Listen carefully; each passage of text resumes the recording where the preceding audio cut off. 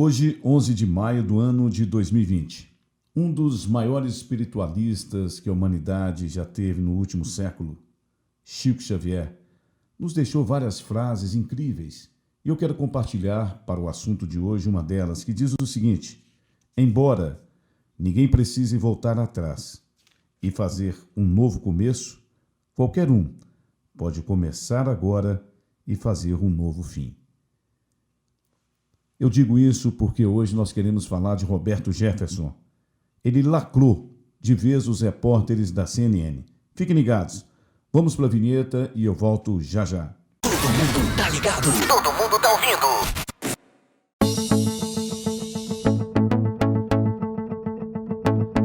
Muito bem, estamos de volta, meus amigos. Marcelo Maran, falando aqui dos estúdios do Primeira Linha Web Rádio, da cidade de Sete Lagoas. De Sete Lagoas para Minas, para o Brasil e para o mundo.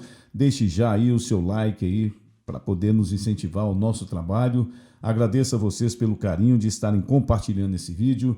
E hoje eu quero falar de uma figura que se tornou polêmica nos últimos dias. Por que não dizer também uma figura do passado, na época em que fora denunciado o PT e toda a sua quadrilha. Estamos falando de Roberto Jefferson, presidente nacional do PTB, Partido Trabalhista Brasileiro. Em suas várias entrevistas que recentemente tem dado às emissoras de TV, de rádio e até mesmo em jornais, Roberto Jefferson tem feito uma denúncia gravíssima relacionada ao Congresso Nacional, denúncia essa da qual nós já sabíamos, mas que ele vem a confirmar, de que nós temos aí um plano montado para derrubar o atual governo, através aí do Rodrigo Maia e seus asseclas naquele Congresso Nacional, através do Davi Alcolumbre também lá no Senado, e também, por que não dizer, através de alguns ministros da Corte Suprema, que hoje fazem mais um desserviço e é uma vergonha nacional. Portanto, o Roberto Jefferson veio a público e ele, nas suas entrevistas, deixou uma muito interessante na CNN. Essa entrevista eu faço questão de compartilhar o início dela, a primeira pergunta feita pela jornalista, querendo desestabilizar o próprio Roberto Jefferson e, por que não dizer, o governo brasileiro, relacionado a Jair Bolsonaro. Veja bem o que ela perguntou.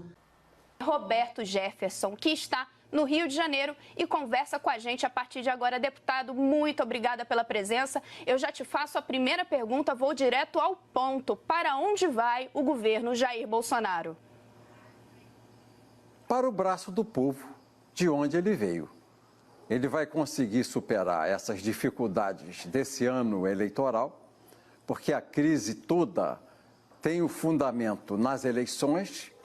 Os partidos estão precisando de recursos para as eleições, os governadores precisando, os prefeitos candidatos à reeleição precisando, e todo mundo está se aproveitando do vírus, da pandemia, para estender ao máximo possível o estado de calamidade pública, que todo mundo compra sem licitação.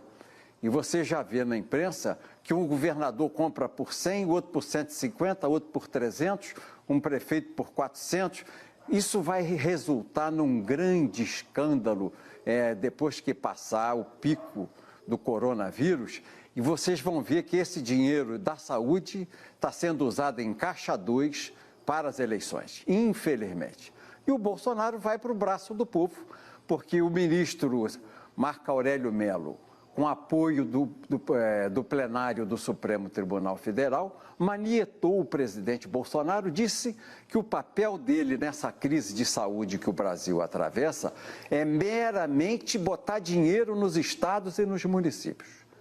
Que toda a política de saúde dos prefeitos e dos governadores, as políticas de isolamento, se vão aproveitar medicamentos cloroquina, AZT, isso é problema dos governadores e dos prefeitos, que é o presidente Bolsonaro, compete apenas botar dinheiro. Então não é um problema que ele vai viver no final. Quem vai ter que enfrentar isso daqui a mais um pouco são os governadores e os prefeitos nos seus municípios. Bom, então como vocês puderam assistir, Roberto Jefferson lacrou de vez a CNN. Essa emissora que veio não a canal aberto, mas veio aqui para o Brasil fazendo aí as suas reportagens e, por que não dizer, as suas entrevistas polêmicas.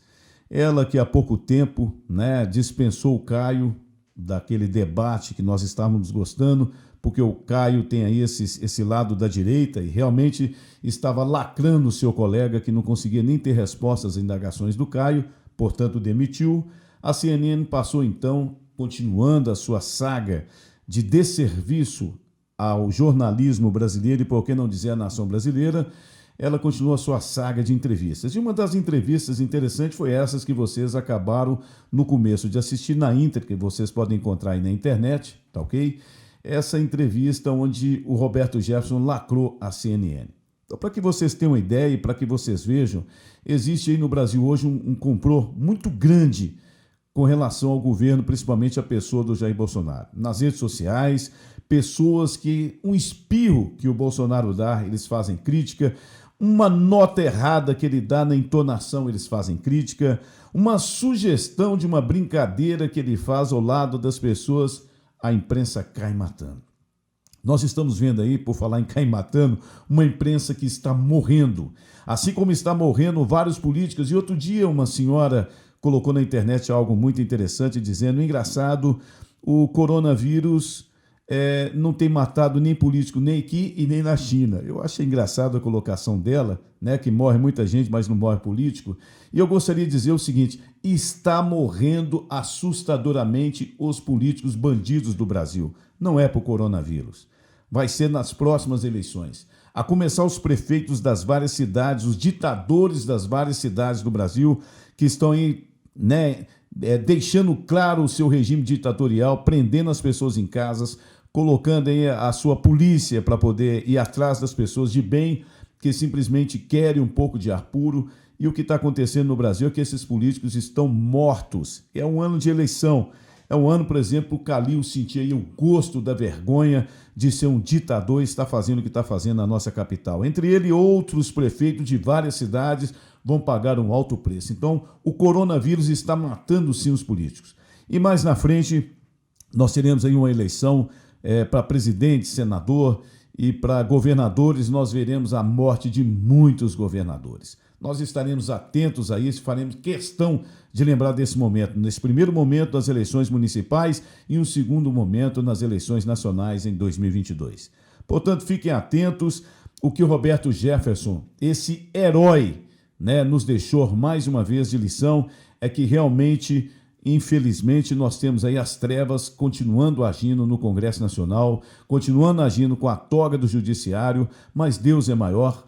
Deus está com o Brasil, Deus está com Jair Bolsonaro e o povo de braços abertos, nos braços, como diria o Roberto Jefferson, do Jair Bolsonaro. E quanto ao Roberto Jefferson, eu disse essa frase do Chico Xavier, que embora ninguém possa voltar atrás e fazer um novo começo, qualquer um pode começar agora e fazer um novo fim. É que o Roberto Jefferson, naquela época do Mensalão, que ele fez a denúncia que culminou na prisão de vários integrantes do PT, e o primeiro deles, maravilhosamente, foi o Zé Disseu, né, que foi o primeiro, o que comandava o Mensalão e foi o primeiro a ir para a cadeia. Nós temos aí, portanto, o Roberto Jefferson, naquele momento, deixando claro aí a sua culpa por ter participado daquele esquema, por ter recebido daquele esquema.